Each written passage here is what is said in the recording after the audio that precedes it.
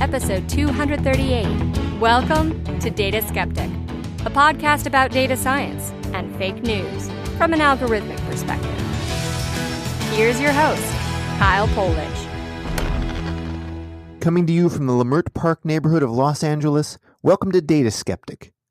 Today on the show, I'm discussing a novel application of deep learning and its application to help locate a phenomenon known as fast radio bursts. You may have seen some headlines, we'll call it fake news if you will, that these are extraterrestrial signals. I'll discuss that with my guest. It could be, but it doesn't seem very likely. Nonetheless, this is an interesting phenomenon. Something in nature is happening, we're observing it, and we don't really know what causes it yet. The field of astronomy seems to suggest we shouldn't get too excited about this being anything other than an ordinary type of phenomenon. But I wanted to make sure everyone had the sufficient background from a skeptic's perspective to discuss this topic of the existence of extraterrestrials. Of course, we have to start with the famous Drake equation. It's a tool for estimating the odds of finding extraterrestrial signals from space. It has 7 parameters. I'm not going to go through them here on the show. Well, let's pick one. How about F sub L, the percentage of life-bearing planets on which intelligence actually emerges? So if you'd followed the earlier parts of the equation, you'd know we're up to a point where we'd calculated some percentage of, star systems with planets and those planets that are capable of sustaining some form of life. Doesn't mean that they're close in temperature to our own, just they can't be 1,000,000 degrees, and I'm sure there's a lower bound compared to that as well. What's the range within which some feasible biological mechanism could allow for life to perpetuate and for computation to happen? Now, no one knows what that F sub L value should be. Well, I know it's between 0% and 100%, so that's a starting point. And we can debate the particulars, but the Drake equation gives us a path by which we can arrive at some estimate of the number of potential alien civilizations out there who we just have to listen well enough to hear. And for even conservative inputs to those parameters of the Drake equation, you come up with some non-trivial number of civilizations, usually. This leads us to our second skeptical tentpole, the Fermi paradox. If it seems to be the case that life ought to be abundant, just given the vastness of the universe, then where the heck is everybody? One last preliminary before we get into the interview. In passing, I talk very quickly about a problem called the tank problem. For those not familiar, let me give you the background here. This is sort of a famous story, maybe a folktale, I'm not really sure. But in early days of machine learning, there was some team trying to determine from images, very early image classification, not as sophisticated as the stuff we have today, but the stuff we have today exists because people were doing different things early on. And this particular team said, can we look at a series of photographs that have tanks and those that don't have tanks and build some sort of tank detection algorithm? And to their great surprise, machine learning did an excellent job on this project. The accuracy was through the roof, but the team was appropriately skeptical. This didn't sound right. Blow your mind results do not happen on the first try of machine learning, despite what many bloggers would have you believe. And as this team investigated their tank problem, they discovered something like all of the tanks were filmed during the day, and all of the non-tank photos happened to have been taken at night. So what they had actually built was a day-night detector. And day-night detection, good job on that. That's useful. But it's also a rather trivial problem. Probably can be solved by some very simple methodology looking at the color intensities and light and stuff in the image itself. Not to say machine learning couldn't do a better job, but detecting day and night is a lot easier than detecting tank and not tank. So anyway, that's the story for when we get to it. Hi, my name is Gerry Zhang. I'm here at UC Berkeley in the astronomy department. I work with the Berkeley SETI Research Center. So SETI stands for the Search for Extraterrestrial Intelligence. A lot of people who have heard of SETI may mistake SETI for the SETI Institute, which is an institute of SETI research based in Mountain View. But in fact, SETI itself is a field. The particular project that I'm affiliated with is called the Breakthrough Listen Project. The most recent effort started in 2015, aiming to conduct the most comprehensive effort on SETI research. SETI is the search for advanced civilizations as opposed to biosignatures that a lot of efforts undergoing in search for primitive life. SETI, on the other hand, we're looking for advanced civilizations who may have developed similar technologies as our own, and we can detect their technological signals, which may be either intentionally sent to us or unintentionally leaked. We have in the past broadcasted intentional messages. That is a field called METI. It's up to debate philosophical implications of sending a signal before we receive one. In general, I think in the field of SETI, most people think the first civilization that we will like to come into contact with is likely to be much more advanced than our own. And it's perhaps in our best interest to be listening quietly first before we try to disturb the peace, so to say. What is the Breakthrough Listen initiative actually listening to? The SETI problem is really about the question of search for life. It's to answer the question, are we alone in the universe? So there's a lot of other methods that people use that tries to detect biosignatures. SETI itself, it sort of takes a different approach.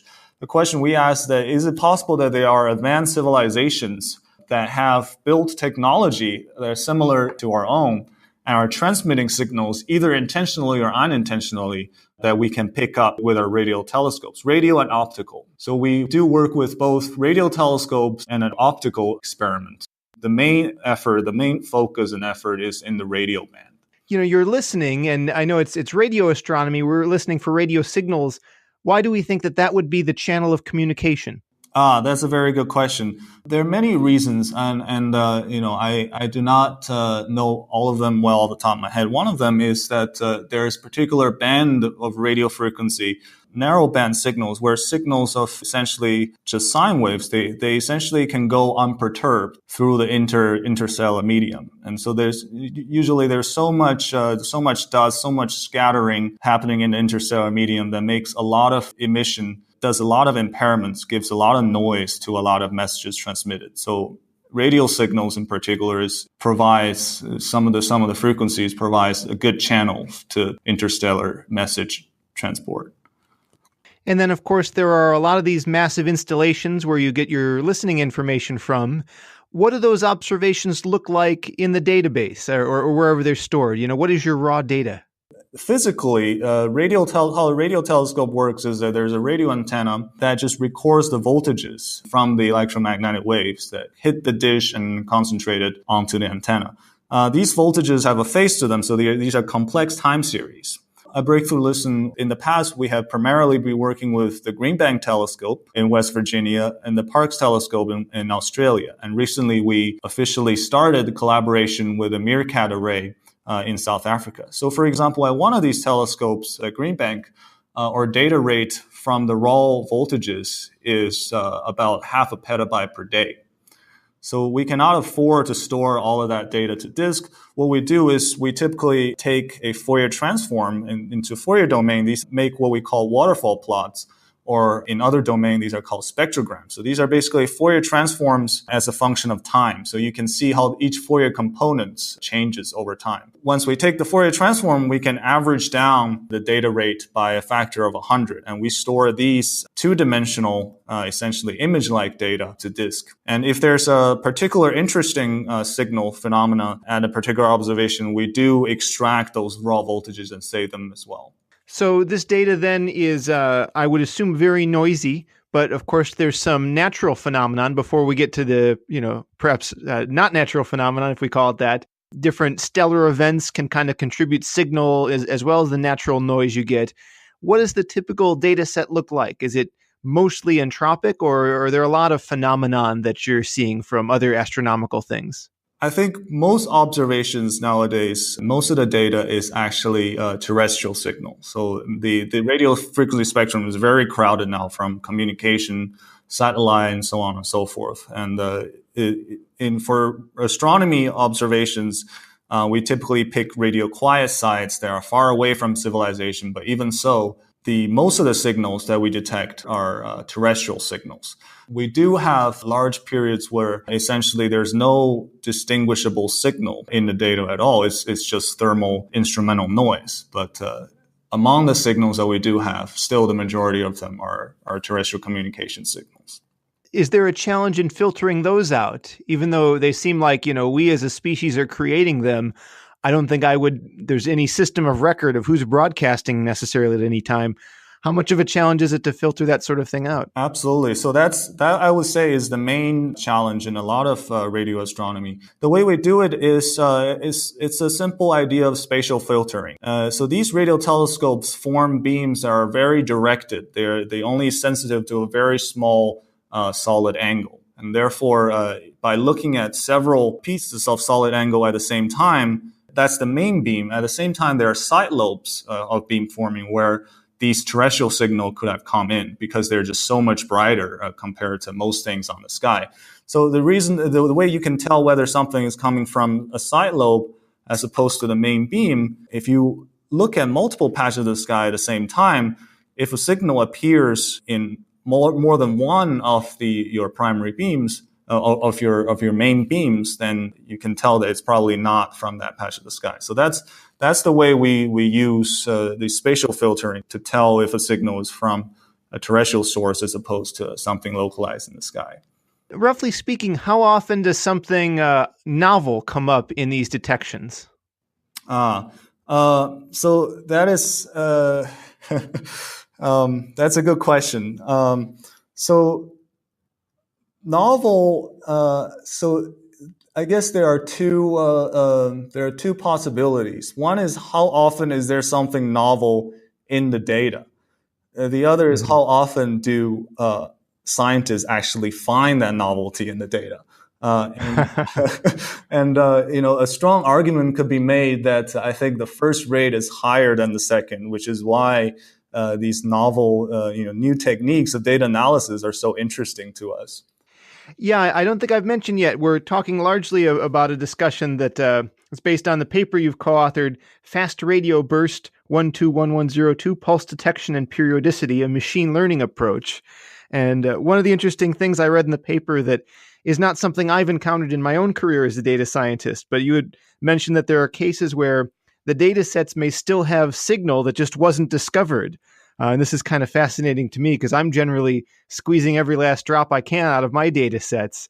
Can you talk a little bit about the workflow and how it could be that there's, I don't know, something sitting on an old hard drive somewhere waiting to be discovered? I guess that's the main nature of the work of SETI. And a large bulk of our work at Breakthrough Listen is to collect the state-of-the-art data set because we know that there are only a few things you can filter out with traditional match filters. Mostly things that you've seen before that if you design this type of algorithm, you will be able to find them. Even for those, it's typically not perfect, especially for a science where we're looking for something that is not extremely well defined. It's such an open-ended problem. It can be sure that a lot of the discoveries remain in the data set that we have collected. So that is part of the nature of this work.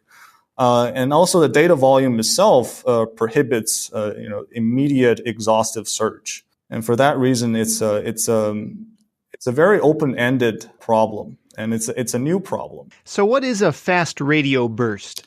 Yeah, so fast radio bursts are these millisecond duration. They're really short, fast bursts of energy. We now know at least one of them, which is a source that repeatedly send out these signals. At least one of them we have localized in a dwarf galaxy more than 3 billion light years away. So these are extragalactic signals from very compact sources. Only about 300 of these signals were ever detected, and more than 200 of those were from this particular source. Yeah, so the nature of the source is not perfectly understood. There's still a lot of theories out there. So the signal was fast radio burst. The first one was discovered only in 2007, which in data science terms is ancient ages, but in astronomy terms, these are very recent and exciting discoveries. So I guess that also gives you an idea of your previous questions of how often do we find something new and unexpected.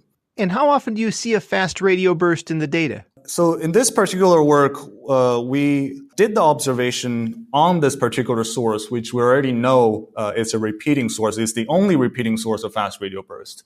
And even for this source, the emission is very sporadic. So there could be months and years where you don't detect anything.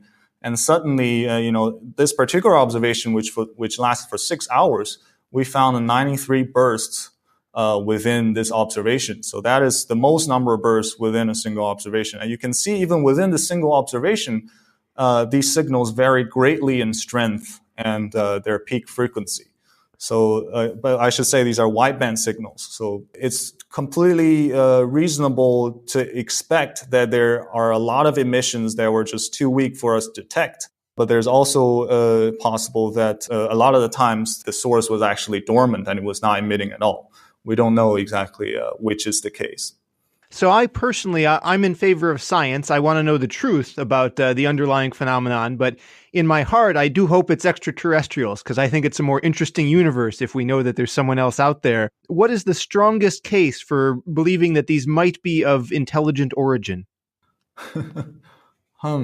So off the record, this may not be the correct answer, but this mostly comes from one paper that I think was authored by Avi Loeb at Harvard University, who proposed that these signals might be a techno signature. However, that's not really the mainstream belief among scientists because it does resemble in a lot of ways phenomena that we do understand now, which are mostly pulsars. So these are inside of our galaxy. These are signals of repeating periodic signals that have very similar structure to the fast radio bursts that we see who are from extragalactic. It's just a different energy scale. Got it. Yeah, I was going to bring up pulsars. As I recall, and I'm not a student of history, so apologies in advance if I get this wrong, but there was even a time when we had observed them before physics had explained them, and they had been labeled LGMs for little green men, kind of colloquially implying, hey, maybe since they're so regular, they're of some intelligent origin. And that turned out not to be the case when the science caught up. Ultimately, do you think that might be what happens here? Yeah, absolutely. I think because of the advance in data science and the fact that we have access to so much data than before, fast radio bursts, the natural explanation of fast radio bursts will probably be one of the few unsolved mysteries in astrophysics that will be solved in upcoming 5 to 10 years. Oh, exciting. Yeah. Well, we were talking a little bit in the pre-interview about how the field is relatively young, sort of born in the 1950s. And of course, telescopes have gotten better, the engineering has improved, all these sorts of things have happened. But for some time now, people have been looking at the same sorts of data sets you collected. What were the historical methodologies for how they would try and process them and do detections? And again, I'm not an expert on the history of SETI. Particular types of signals have always been the focus of traditional detection. So in our group, we mostly, for the technological signal, we focus on narrowband signals. So these are essentially just single sine waves. And the reason is that if you send single sine waves, that is the highest signal to noise ratio to send if you have a given energy budget, right? Because if in Fourier space, you include less noise when your bandwidth is low. So that's there are arguments for why you should use why extraterrestrials would like to use a signal like that. A lot of people may have heard of the Project SETI at home. There was this screensaver computing, one of the earlier examples of decentralized computing. They have 7 different match filters where they look for 7 different types of signals that are postulated to be likely, theoretically interesting as candidates of extraterrestrial signals. So one of the interesting applications of modern data science is that we have the potential to greatly expand the number of different types of signals that we can search for. Interesting. So yeah, I guess there's a couple of advantages then, right? You'd mentioned the greater breadth of signals, I guess. Computational speeds are faster. There's a couple other advantages to your technique, I think, right? So in terms of fast radio bursts, in this particular example, we took a data set that this is an example where people built a match filter for a long time. People thought was ideal, right? These fast radio bursts, I should mention that they're a quadratic relation between the arrival time and the frequency. So the quadratic relation is because of the electrons, the free electrons that are between the source and the receiver. So people have long thought that if you just have a perfectly parabolic assumption of the signal and you de-disperse it, by which you mean you slide each frequency channel so that you remove this quadratic relation. If you do that, you're going to end up with a perfect match filter to get the highest signal to noise ratio possible. So in this particular observation, we have 4 gigahertz of bandwidth. This is a lot wider bandwidth than people have made observations before.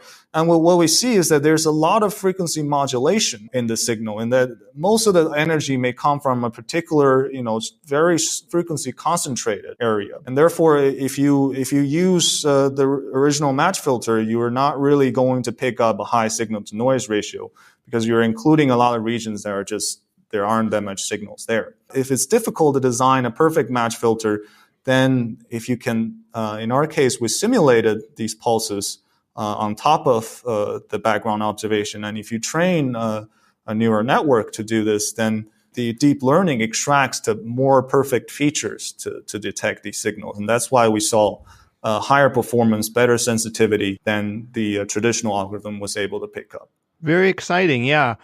When you were describing how the spectrograms you end up, I'm sorry, what was your word for it? Not spectrogram? Yeah, spectrogram, it's often used. It's also a term primarily used, I think, in audio. Yeah, that's where I'm coming from. We also use the term waterfall plot because if you have the data coming in real time, it kind of looks like a waterfall falling down. So that data can go nicely into any sort of image format, and then you're teed up rather nicely to try some deep learning. Yeah. Can you tell me a bit about the methodology you did to go from data to the trained model?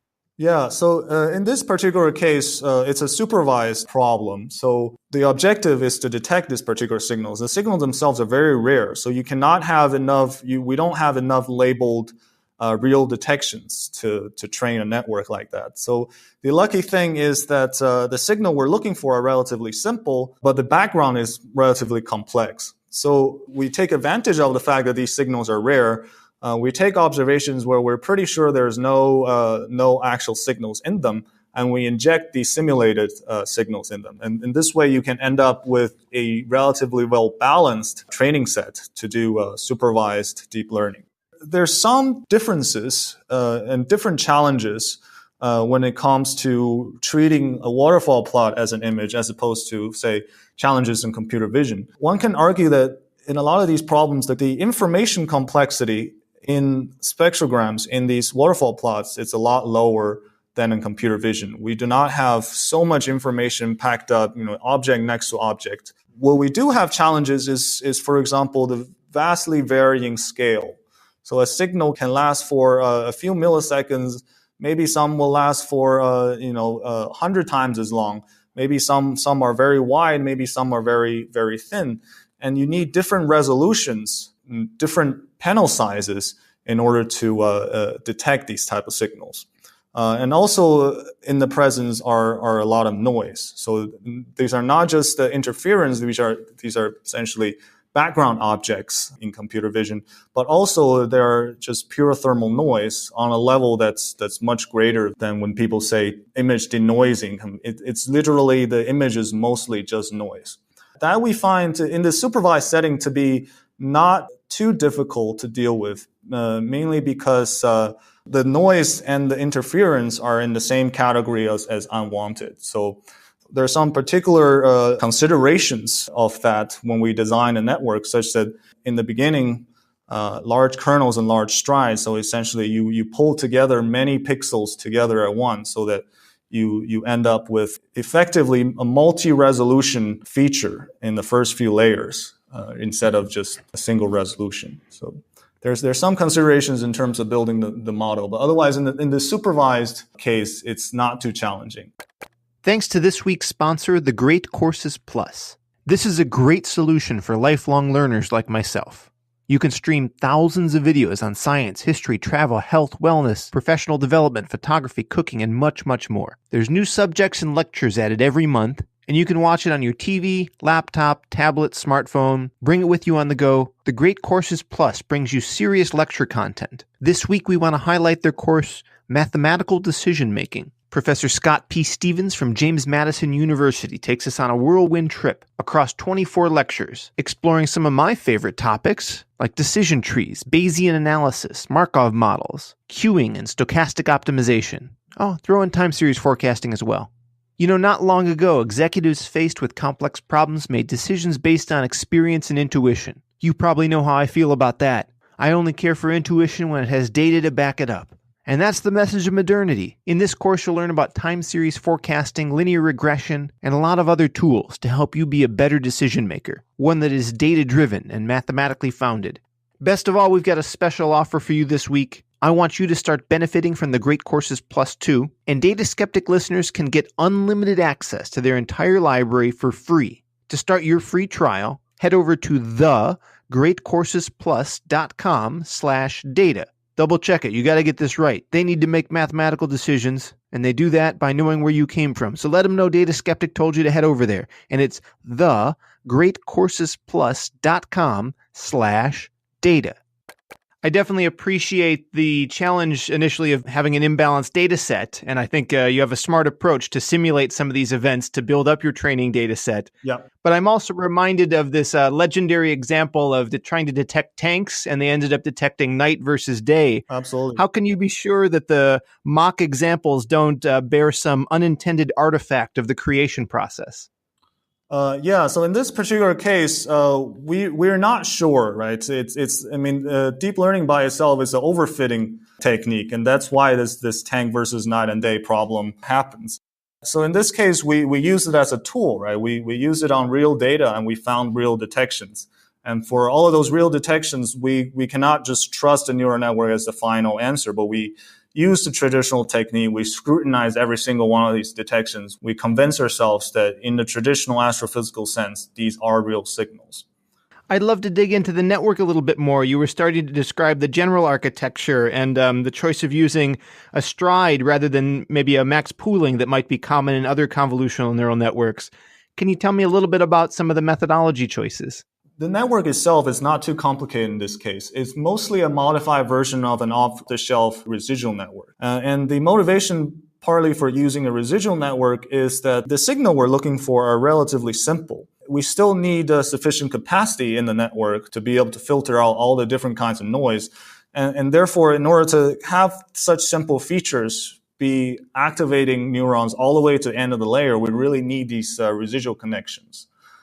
So that's part of the motivation. And some of the other changes involves, the earlier layers really having multiple scales.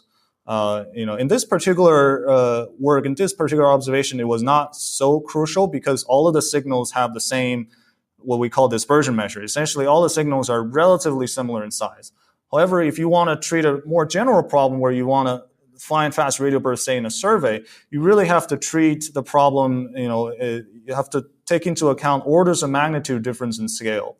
And because of that, you should use the initial kernels should be designed in such a way that multi-resolutions are pulled together in the earlier features. Yeah, I'm sure you've heard some discussion about what people have called the model interpretability crisis, that, these deep learning systems are so complicated, we don't know how they work. Absolutely. And I don't want to jump on that bandwagon myself because I have seen some really good work of people figuring out ways to, kind of inspect the network and learn something. I'm sure you've seen these convolutional examples where they break down like detecting a car into first its edge detection and then shapes and sort of a building block process of more and more complicated levels of abstraction. Yeah. Do you have any insight into the mechanisms that your deep learning network is figuring out? Can you tell me something about the way the first layer winds up versus the final layer? So in this particular work, the first layers are relatively simple. You can see that in the first couple of layers, the amount of noise start to decrease a little bit. But other than that, it's actually not too striking in terms of the features. We do some other works where we look into the interpretability and we inspect the layers a little more carefully.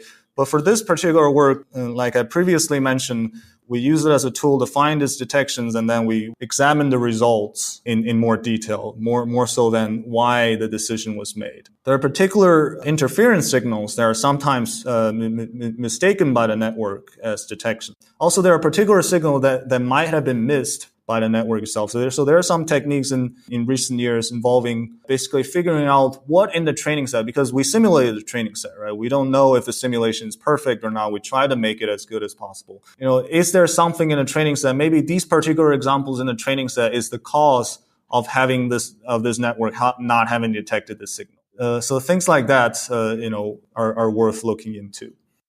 Well, we haven't talked yet about the metrics you use in the evaluation of the model. How good is this performing? So this was really framed as a supervised model, a supervised problem. So it's really, there are two classes you were classifying into.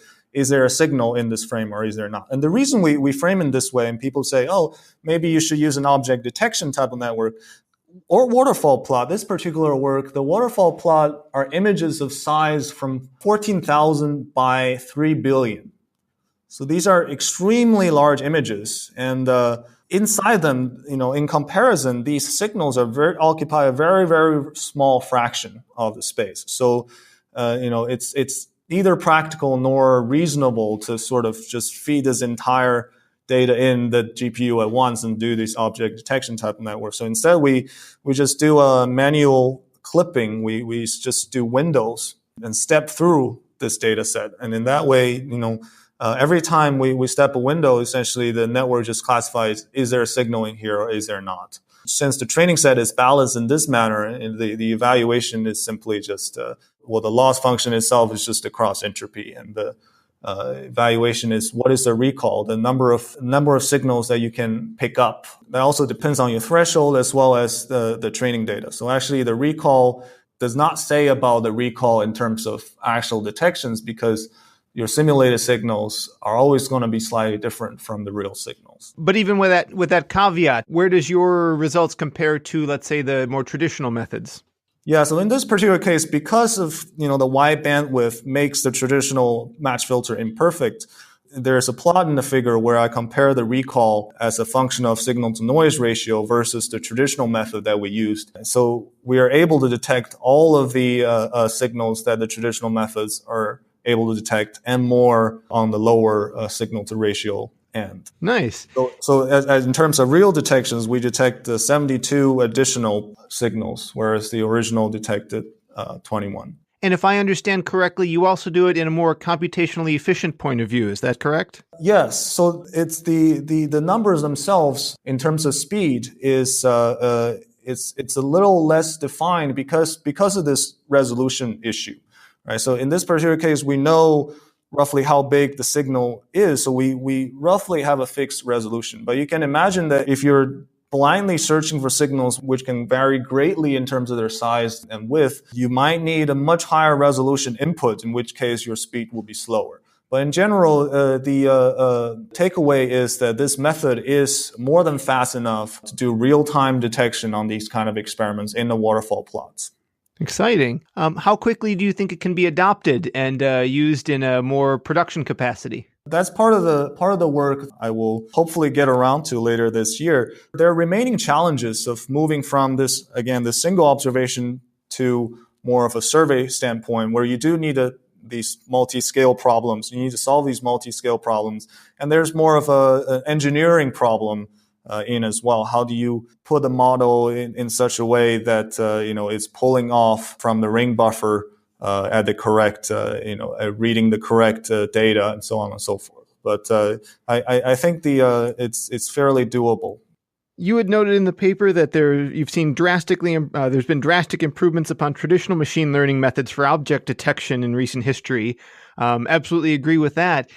Do you think finally has machine learning caught up, that it's now useful to your field, or is it the other way around, that there was just a reliance on older techniques that were working well enough and now we're starting to bring the machine learning in and perhaps we could have before? Yeah, so I think it's a little bit mixture of both. I think one of the good things, we're very excited to see the interest, people's interest in our result in this paper, is that we're able to demonstrate machine learning technique can actually get scientific results rather than for the sake of using machine learning. Right? On the other hand, there is the notion in the field that machine learning is kind of this new, mysterious kind of a science that you can only do if you're a professional in machine learning. If I want to work on use machine learning in my research, I need to collaborate with somebody who's doing machine learning research.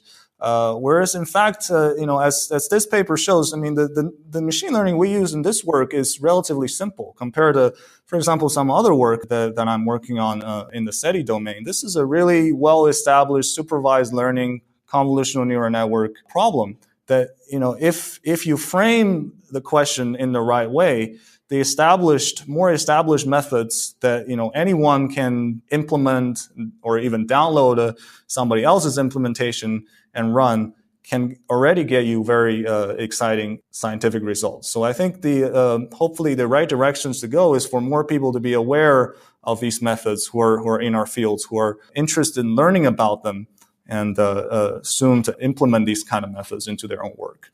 Absolutely. Yeah, the tooling gets easier, it seems like, with a very sharp version of Moore's Law. Yeah.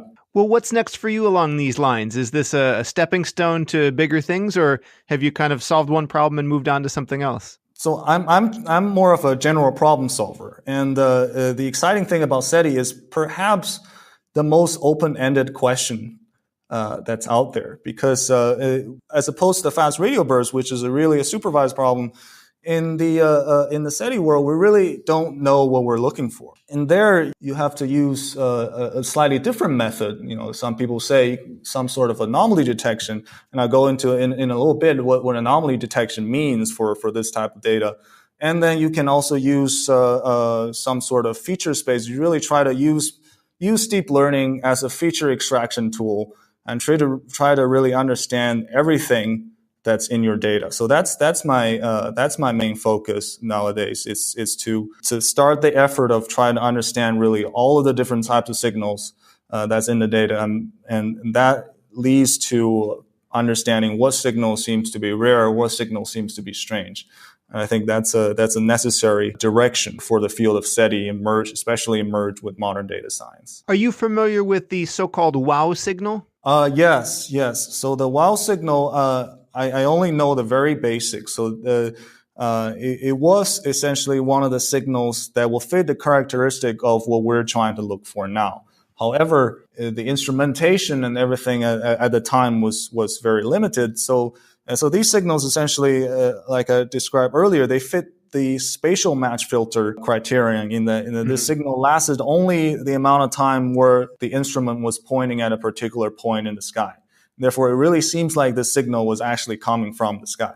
Mm-hmm. However, there are many repeated observations in this particular direction, and none has been able to confirm re-observe this signal, and therefore it's most likely it was a one-time interference that happens to have satisfied the record. And for us as well, because we collect so much data, right? So we do observations where we do this spatial filtering, and Green Bank telescope, we don't have the capacity to look at multiple patches of the sky at the same time. So what we do is that we move the telescope every 5 minutes so that we see if something appears for the entire duration of the 5 minutes, but then disappear once we move away.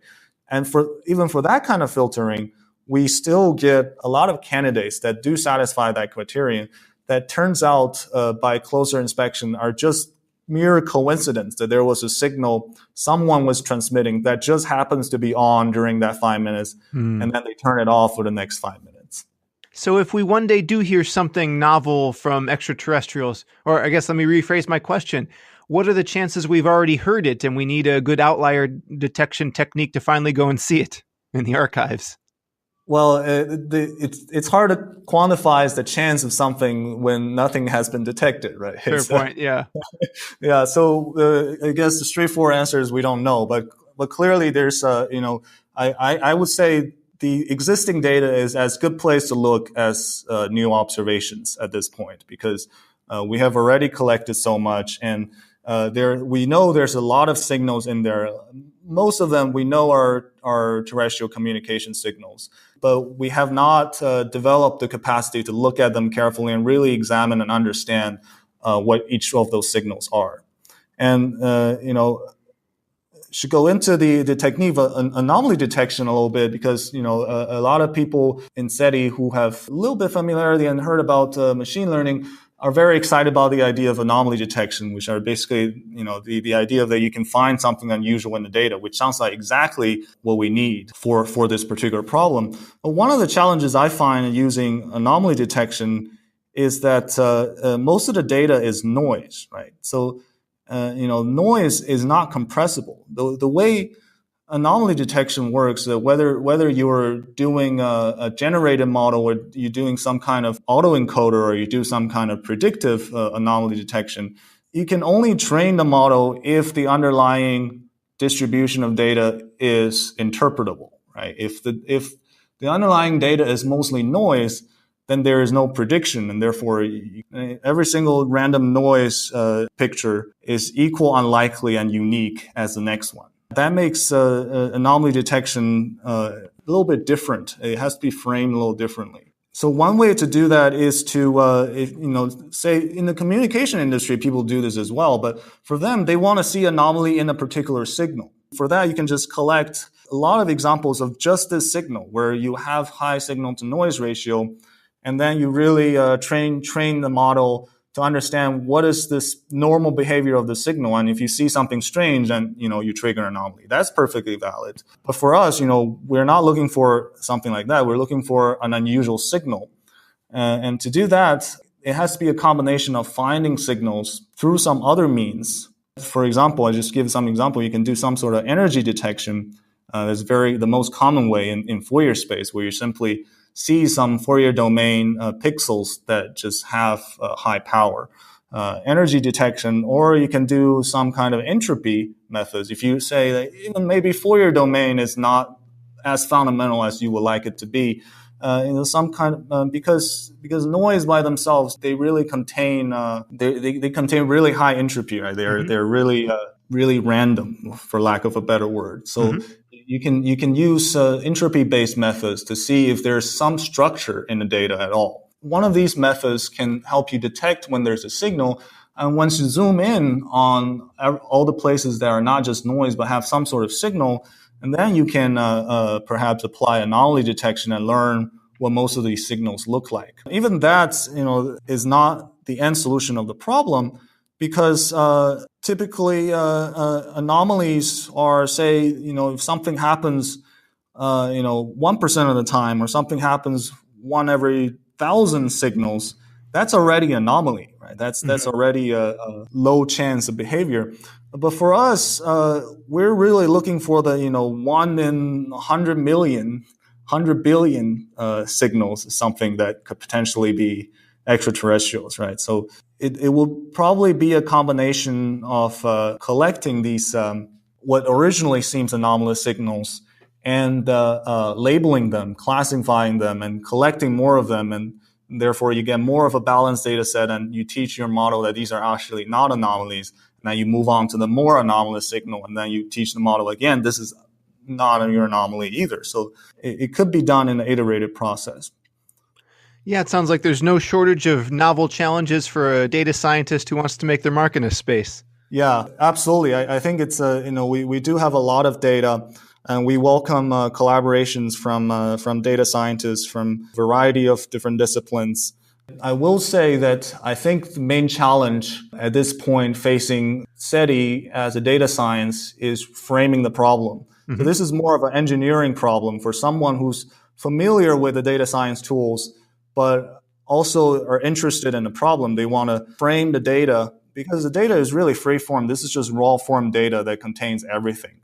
To frame the data in a form that's suitable for these new algorithms is what I think the progress will come from. Not so much as just straight up new machine learning models, which are also exciting. With a few exceptions. We can mention some of those, but familiarity with the current models, and most of those are developed in computer vision because they have the most excellent labeled data sets. So to frame the problem that way, and to also gather labels. So that's another main challenge facing the problem today, because we don't really have labels. I always tell SETI scientists that because people have designed match filters that detects several different kinds of signals. I think that will even be a great start to have something labeled, and then you can train your network to. Then you can, once you have some labels, you can use some latent space techniques. You can use some clustering techniques, semi-supervised technique to move further. Yeah. Right? But people always thought that, we already have match filters. We got rid of those signals. You just need to use machine learning to work on the rest. It doesn't quite work like that. Labels are extremely important for modern machine learning. Yeah, no surprise at all to hear you say that. That crosses every application and industry I've looked at. Well, Gerry, this has been great. Where can people follow you online to learn more about your work and also learn more about the Breakthrough Listen initiative? Berkeley SETI Research Center has our own website, and my personal contact can also be shared in the podcast website, I guess. Great. Well, Gerry, thanks again. This is a really exciting application of deep learning, crossing two areas of my interest. So I was very happy to find your paper. Great. Thank you very much. Thanks for listening to Data Skeptic, where the news may be fake, but the data doesn't lie. Show your support by getting a t-shirt at dataskeptic.com.